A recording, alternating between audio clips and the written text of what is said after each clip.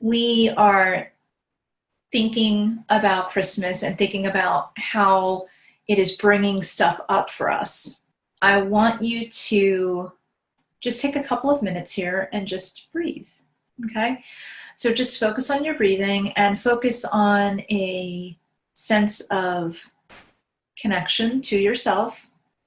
Focus on just getting comfortable and understanding that it's okay to feel lonely, that it's okay to feel some kind of a void. It's okay to feel that you are missing out on something in life. It's okay to have those feelings. So what I want you to do is to honor those feelings. I don't want you to push them away. I want you to honor them. Now, a lot of times there are different belief systems that go around during this entire season. So you may have just celebrated Hanukkah. You may be focusing on Christmas. You might be focusing on a secular Christmas.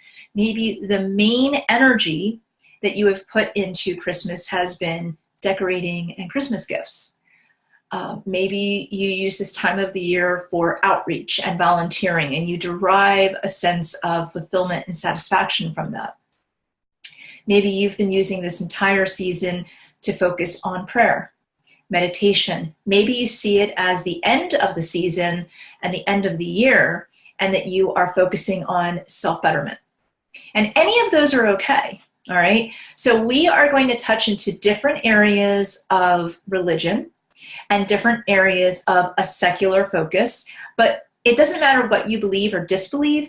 We're going to put all of it together so that it can all help you in different ways and touch into different parts of your life. So first, as I am doing this, it is Christmas Eve day. So we know that for Christians, this is the birth of Jesus, and we are going into that time frame. And Christmas Eve is this beautiful time. And this would have been the time where Mary and Joseph either were traveling or just got done traveling, and they're in the manger. And imagine Mary as a female, whether or not you believe it to be true or not, as a story, okay, as a learning tool. Imagine Mary right now feeling very stressed, very isolated. She might have been shunned. She might have on her own gone and wandered.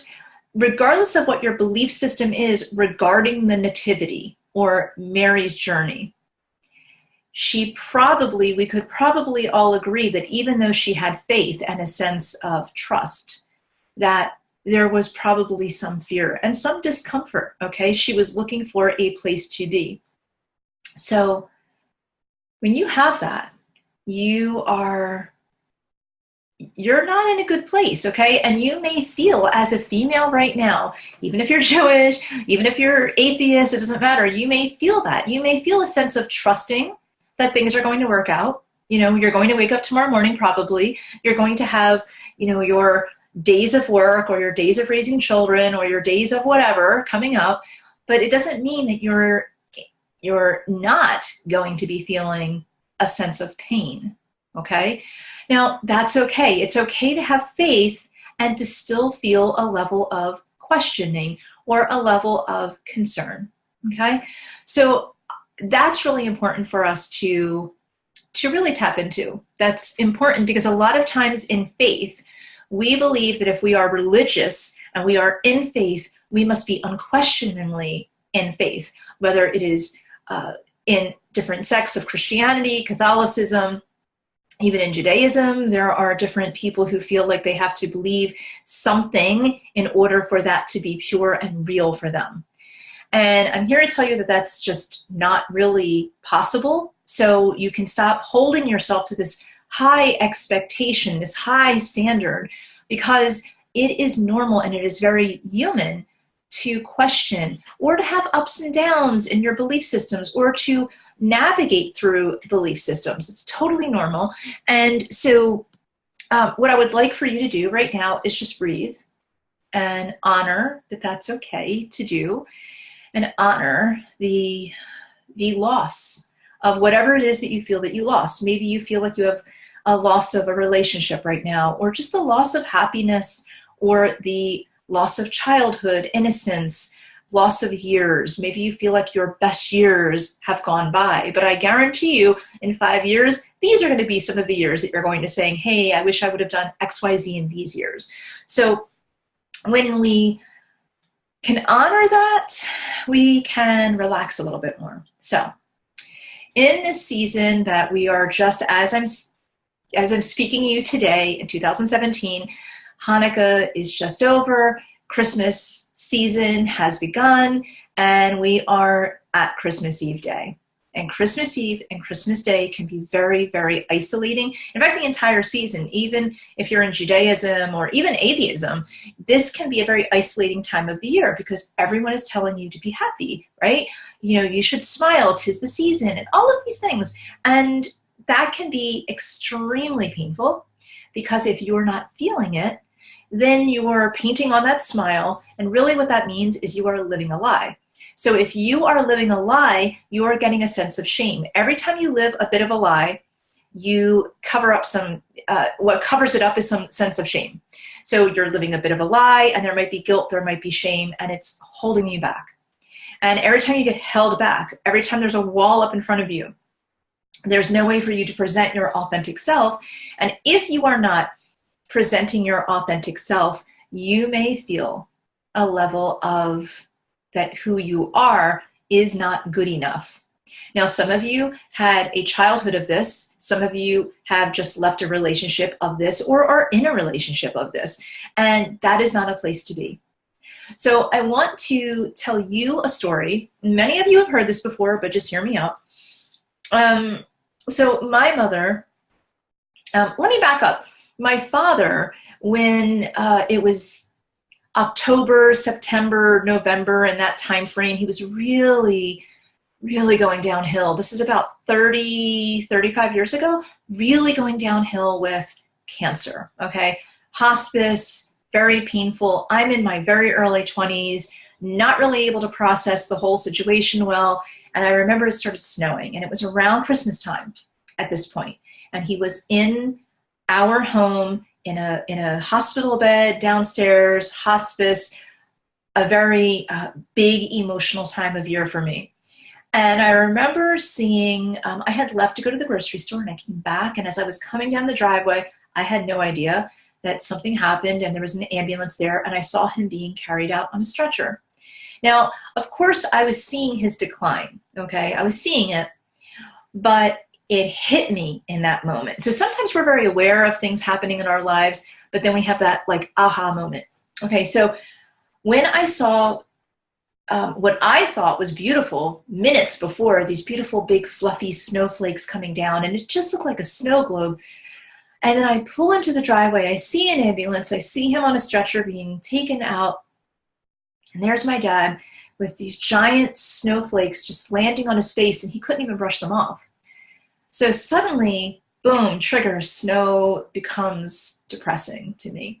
So this is where this time of year, you have to look at what was happening this time of year in your life. So let me tell you a little bit more of the story. So what ended up happening is he ended up passing away. He made it through Christmas, and he ended up passing away at the end of January.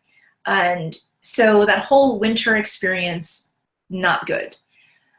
Fast forward now, years later, my mother has cancer. So a decade later, my mother has cancer.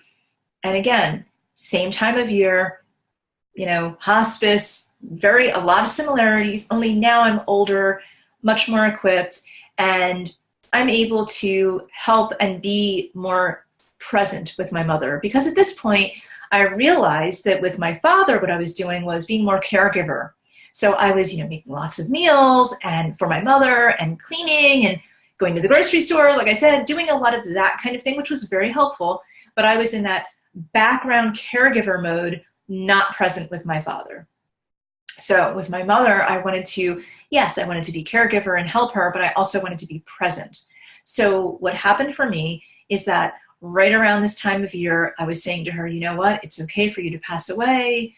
And, and the rest is history. If you know the story of the next morning, she passed away. So on January 4th, she actually passed away. And I remember just feeling that, wow, how am I ever going to love this time of year? My assault happened in January. Or actually December. Then I had an operation in February, and my recovery was in February. So that was something that happened when I was 20. And then my early, a couple of years later, my father passes away. A decade later, my mother passes away. How can this time of year ever be beautiful for me? And in spite of the fact that I'm happily married, I have beautiful children, and all of that, how could I possibly look at this time of the year and not feel isolated and not feel depressed when I've had so much loss that is triggered at this time of year? And I've had breakups in the past. Before my marriage, I had breakups that happened in this time of year. So how can that happen? I'm going to tell you how it happens. You start to separate the triggers from the situation and also your responses to the situation. So, for instance, if I can look now at snowflakes and see the beauty of the snowflake and not connect it with a snowflake landing on my father being helpless. My father was helpless, whether it was the sun shining on him, a snowflake on him, or snow flurries on him. My mother was going to pass away regardless of if she had herself in that situation. 2 months later, it would have been spring. So it's not really the time of year. It's just coincidence. Now, I'm a firm believer, though, that a lot of times that when we have a coincidence, when we have patterns in our lives, we need to look at them. So when I look at this time of year and I see these coincidences of loss and of pain this time of year, what I need to do is maybe focus on forgiveness. So what I would like you to think about right now as an exercise for you is to look at how can you forgive? What is it that you need to forgive? Now, for me, what I ended up doing is realizing I needed to forgive my father and mother for leaving me. It wasn't about the cancer. It wasn't about a million other things that I thought it was. And it wasn't even about just me simply mourning them and missing them. It was about that deep down, I was angry and I was not expressing that anger. I just kept stuffing it and stuffing it and stuffing it. And actually by expressing my anger and expressing my loss, I was able to get through some of the healing. So one thing that I would love for you to do right now is write down, what does this time of year remind you of? And it might be beautiful as well. Like, there's also wonderful memories. I have memories of owning a dance studio and the Nutcracker every year and holiday shows and kids coming in and so excited, giving me little things that they made, little ornaments and so forth. I loved that. I loved all of the years of Christmases and Hanukkahs with my children, and there's so much beauty. There's so much beauty at this time of year. So when I am asking you to look at all of the different facets of what does this time of year trigger for you, I want you to take the things that are positive as well, and I want you to look at the things that might not be so positive. I want you to really write it down. And you know what? It may not even be a trigger for this time of year. It might just be that you feel lonely, and it happens to be a time of year where everyone is gathering. There's such a focus on gathering. Most of the songs for the holiday season, Christmas or any other holiday at this time of year, have to do with really coming together, because that's what we're supposed to do, right? We're supposed to all come together. And I see a lot of people coming together in very toxic situations because it's what they're supposed to do. So we might be coming from these families where there's these norms of this is what you do.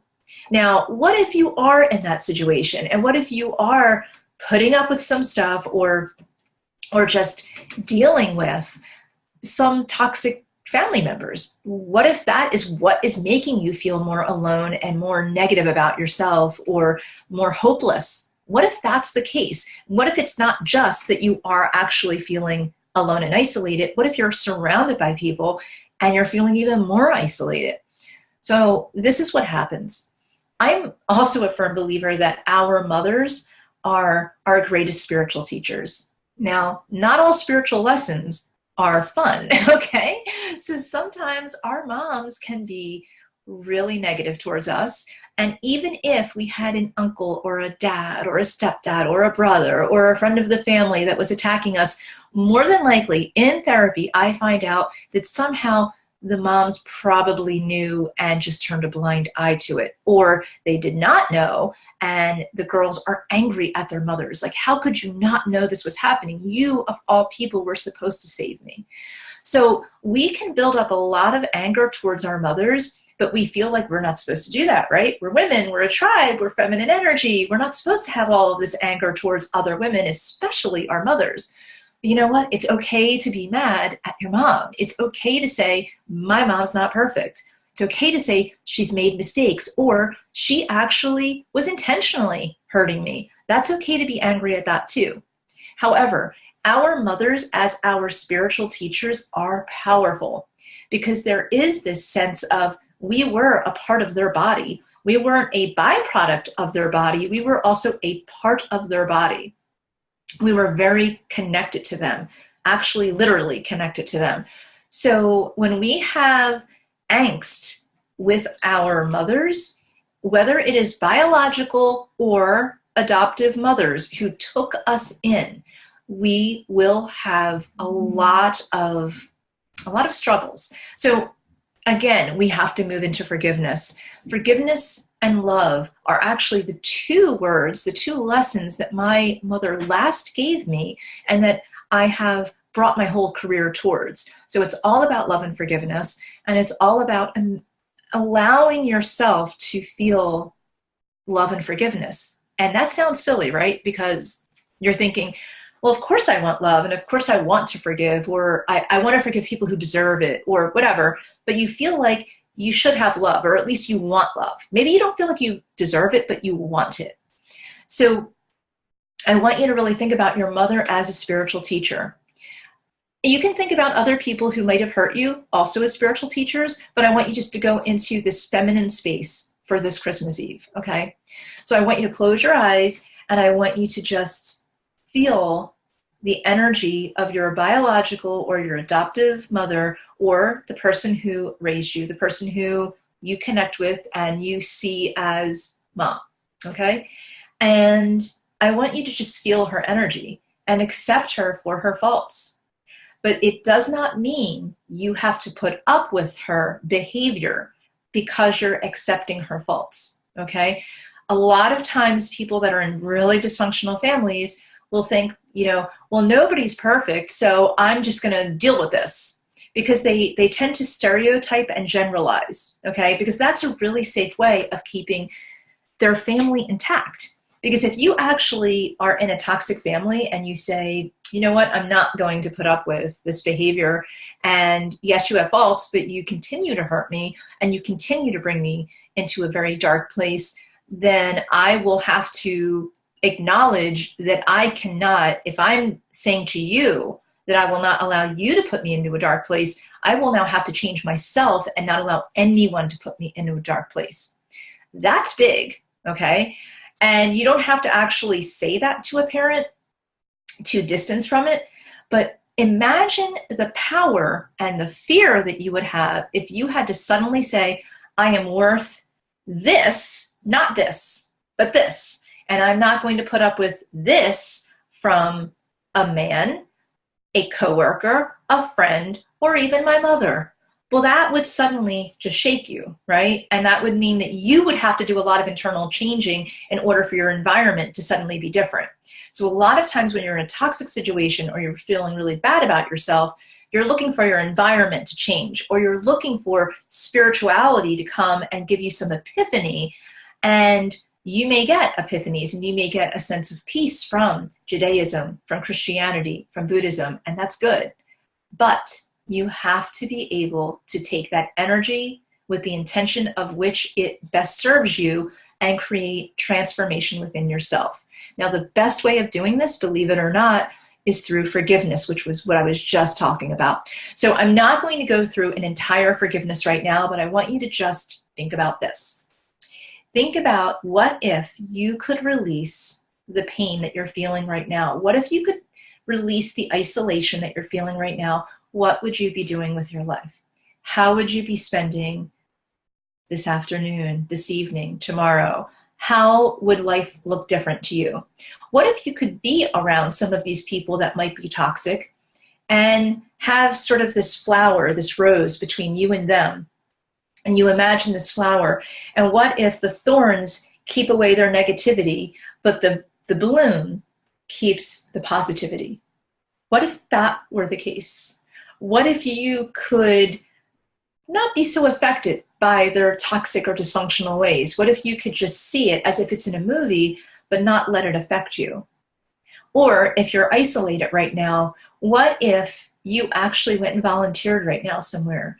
Or if you put on favorite movies and just honored your private special time and then made a plan that you would maybe volunteer more or go out more or pick up the phone for friends and take away all the excuses, okay? A lot of times people will tell me all kinds of things and they call it reasons and I call them excuses, because there are many, many people in this world and we are built to problem solve. So if you don't want to problem solve, you won't, okay? You'll find reasons to not problem solve. You'll find reasons to stay exactly where you are.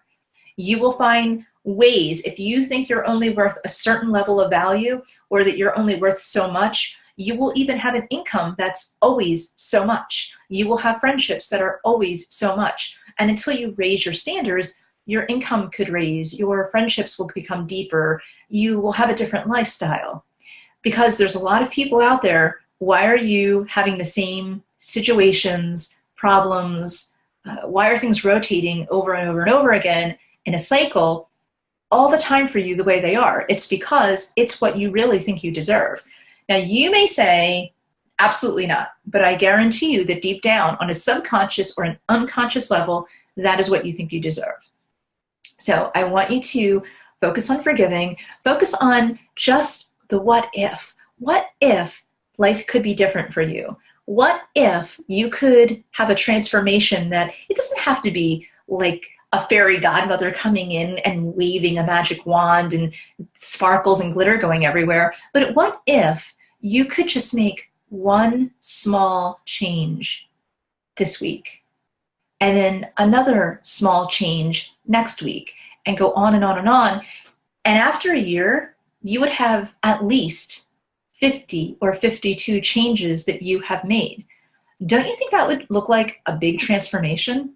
Don't you think that at the end of this month, that could be a big transformation? What if you honored yourself and said, you know what, I'm going to drink extra water every day this week.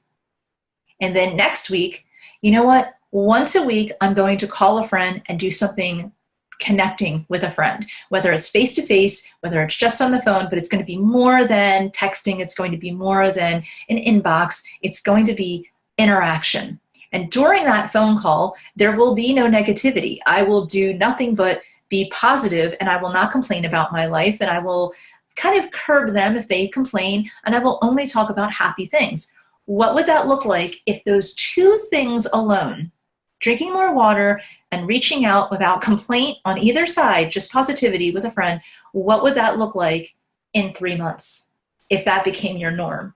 How would life be different for you? So just imagine, take things in baby steps. In the interim, as you do these tiny transformations, okay, as you just take these little tiny steps in transformation, what if every single day you woke up and you said, I release what does not serve me purpose, and I am willing to forgive the people that hurt me. You don't even have to say that you forgive them. What if you just woke up every day and said, I'm willing to forgive the people that hurt me. I'm willing to be open to that possibility. And I'm happy to be alive and I feel grateful. And I'm going to drink more water and I'm going to call somebody. What if that happened? What would your life look like? Wouldn't it start to look like you started to actually easily let go? Wouldn't it perhaps look like that you start to raise your standards of what you want in your life? So I know this time of year is really hard. There's so much focus on interaction and gathering and being happy. But you know what? Under every single disorder that there is, it comes down to, I'm not happy, okay? So what are you, bipolar and you're manic and you're not sleeping? What's the problem? Well, you're not happy.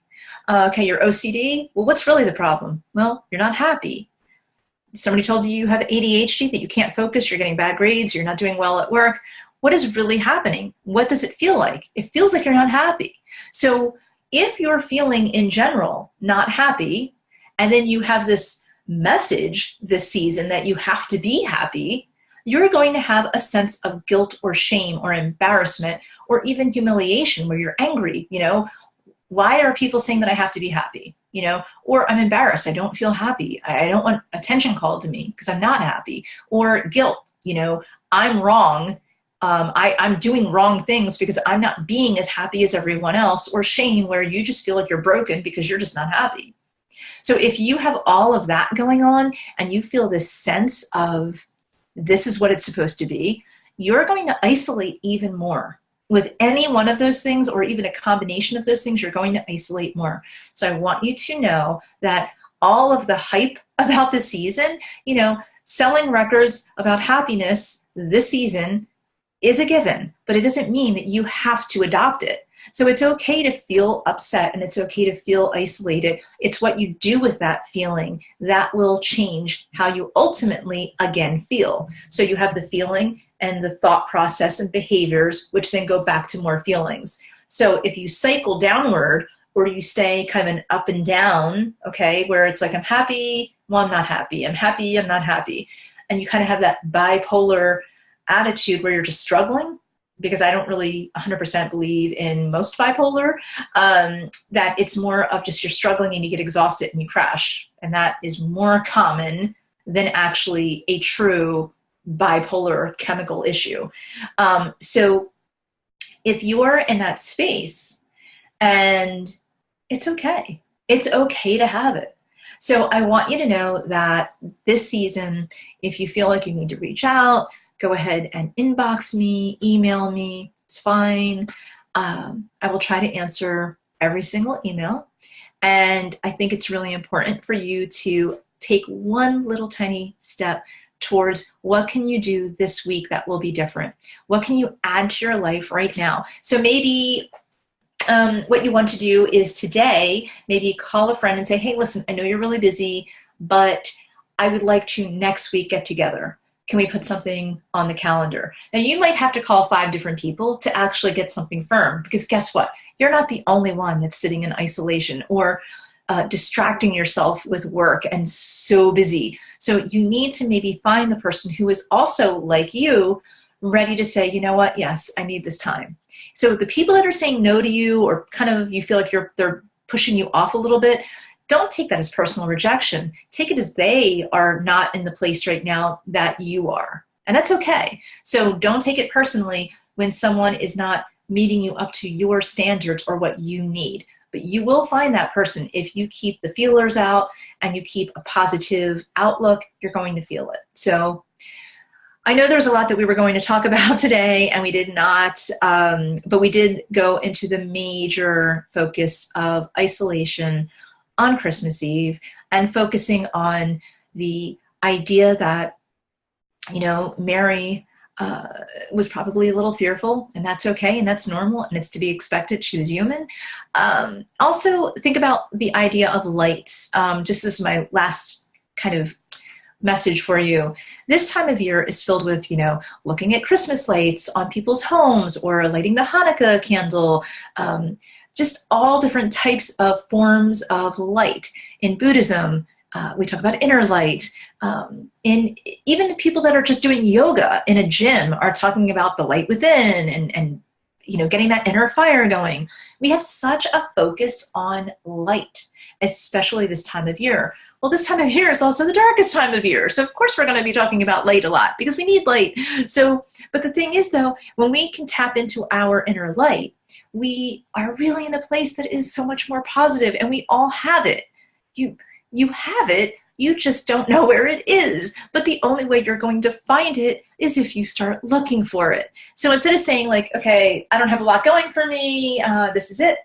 Instead say, you know what, I'm going to, like for me personally, I'm going to turn around and I'm just going to pick up a book. And as soon as I start getting interested in something, that means there's a light in me. Okay, so I'm going to keep reading that. Or if you have Amazon Prime or any kind of movie, Netflix, whatever, find a movie that lights you up. Okay, find something that gives you something positive, not just that interests you, okay, but gives you something positive. Many people are addicted to negativity, so I want you to stay away from something that matches the energy that you have now. I want you to go with something that is a higher level of energy so that you can feel more positive. So that's just something else that I want to talk about. Even just lighting a candle and just meditating or praying on that beautiful light is going to be helpful. So on that note, I'm going to go. Definitely reach out if you'd like. And blessings, Merry Christmas, Happy Hanukkah, Happy Kwanzaa, Happy everything. And definitely reach out if you need. Thank you.